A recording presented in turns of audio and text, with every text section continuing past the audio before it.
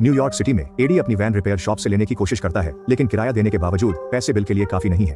तभी उसे बेटी सारा का फोन आता है, पर वह उसे नजरअंदाज कर मैकेनिक से बहस करता है। एडी कहता है कि उसे बेटी को लेने और डिलीवरी के लिए वैन चाहिए, पर मैकेनिक को फर्क नहीं पड़ता।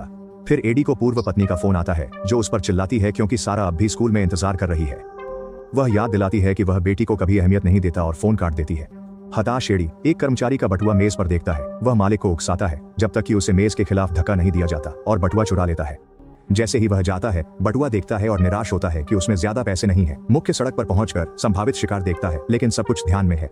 वह कार के दरवाजों के हैंडल खींचता है, उम्मीद करता है कोई खुला हो, लेकिन कोई फायदा नहीं। एक कार का दरवाजा भौंकता है। वह चौंकता है, लेकिन एडी उससे दोस्ती कर लेता है और थोड़ा पानी भी देता है। वह दोस्तों को पैसे के लिए कॉल करता है, पर कोई मदद नहीं करता।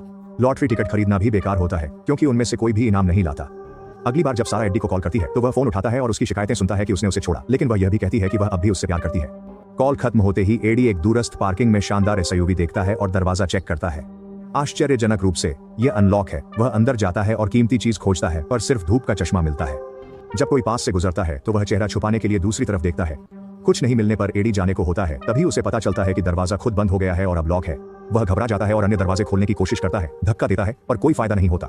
जब कोई गुजरता है, तो उसे फिर से छिपना पड़ता है। फिर वह खिड़कियों पर मुक्का और लात मारने की कोशिश करता है, हालांकि वे नहीं टूटते। अचानक डैशबोर्ड पर रखा टैबलेट बजता है। आंसर मी से कॉल आती है।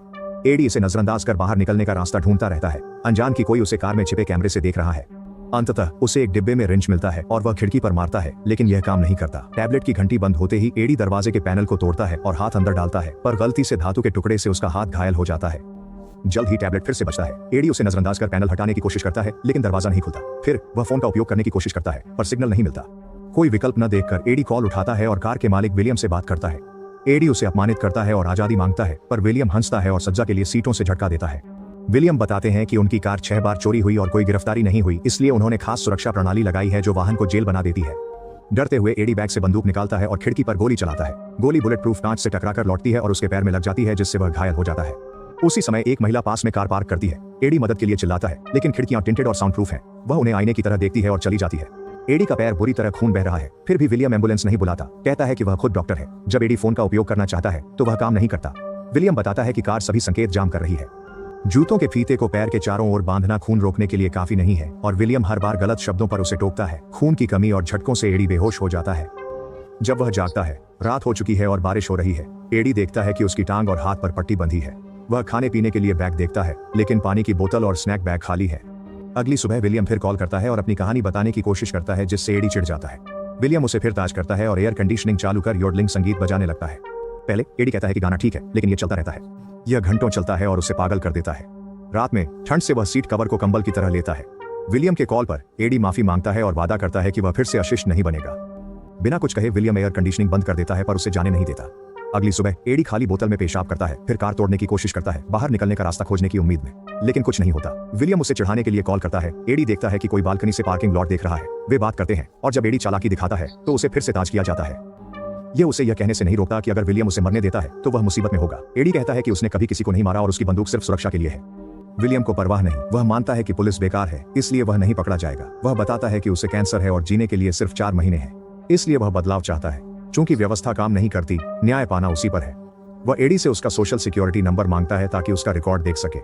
अगर यह एडी का पहला अपराध है, तो वह थोड़ा नरम रहेगा, लेकिन अगर उसकी आपराधिक पृष्ठभूमि है, तो वह एडी की उंगलियां काट देगा, जैसे कुछ देशों में चोरों के साथ होता है। एडी नंबर देने से इनकार करता है और कहता है कि लोग चोरी करने पर मजबूर हैं, क्योंकि सिस्टम उन्हें काम नहीं देता, जबकि विलियम जैसे अमीर लोग सब संपत्ति जमा कर लेते हैं। गुस्से में विलियम फिर से ताज़र करता है और संगीत शुरू करने के लिए कॉल खत्म करता है। शाम को कार में तापमान बढ़ता है और एडी को असहनीय गर्मी से बचने के लिए कपड़े उतारने पड़ते हैं। उसे लगता है जैसे बारिश उसका मजाक उड़ा रही है और वह पेशाब पीने की सोचता है, लेकिन खुद को मना नहीं पाता। विलियम उसे पानी और सामान्य तापमान के बदले सोशल सिक्योरिटी नंबर की पेशकश करता है, और एडी के पास इसे मानने के अलावा कोई विकल्प नहीं है। विलियम नंबर मिलते ही हीट बंद कर देता है और बताता है कि उसने कैदी के घावों का इलाज करते वक्त सीट के नीचे पानी की बोतल छुपाई थी। पूरी बोतल पीने के बाद एडी सोने की कोशिश करता है, लेकिन उसकी जैकेट की जेब में कुछ उसे परेशान करता है। यह लॉटरी टिकट है जो उसने पहले खरीदा था, और उनमें से एक को वह पूरी तरह से खरोंच नहीं पाया था। अब वह ऐसा करता है, और जब उसे पता चलता है कि उसने वह पैसा जीत लिया है जिसकी उसे जरूरत थी, तो वह हंसी नहीं रोक पाता। विलियम फिर से कॉल करता है यह जानने के लिए कि क्या हो रहा है, और एडी खाने के लिए विनती करता है। अपने अपराध के लिए ईमानदारी से माफी मांगता है, एक मीठे भाषण के साथ, यह तय करते हुए कि एडी मानसिक रोगी नहीं है। विलियम ने ग्लव कंपार्टमेंट खोला और स्नैक देखा। एडी ने तुरंत उसे पकड़ लिया और बंद होने से पहले स्विच देख लिया। दूसरी कॉल आने पर विलियम ने फोन काट दिया, लेकिन एडी को स्पीकर पर उसकी आवाज सुनाई दी, जिससे पुष्टि हुई कि विलियम डॉक्टर है। फिर वह आदमी कहता है कि उसे जाना है। एडी बालकनी पर एक आकृति को हिलते देखता है, जिससे पता चलता है कि वही अपहरण करता है। जैसे ही विलियम बालकनी छोड़ता है, एडी कैमरे के लिए अपनी बीच की उंगली दिखाता है और कोई प्रतिक्रिया नहीं मिलती, मतलब विलियम उसे अब नहीं देख रहा। फिर एडी दस्ताने के डिब्बे को तोड़कर अंदर के सर्किट्स की फोटो लेता है ताकि समझ सके कि वह किससे निपट रहा है। वह हाथ डालकर स्विच तक पहुंचने की कोशिश करता है, लेकिन इस दौरान उसका नाखून दर्द से टूट जाता है। जब वह फिर से कोशिश करता है तो सीटें उसे झटके देने लगती हैं क्योंकि विलियम लौट आया है और उसने उसे देख लिया है। अगले दिन एडी सामने की सीट पर आराम करने का नाटक करते हुए बैठा रहता है, लेकिन उसका पैर दस्ताने के डिब्बे में स्विच तक पहुंचने की कोशिश कर रहा है।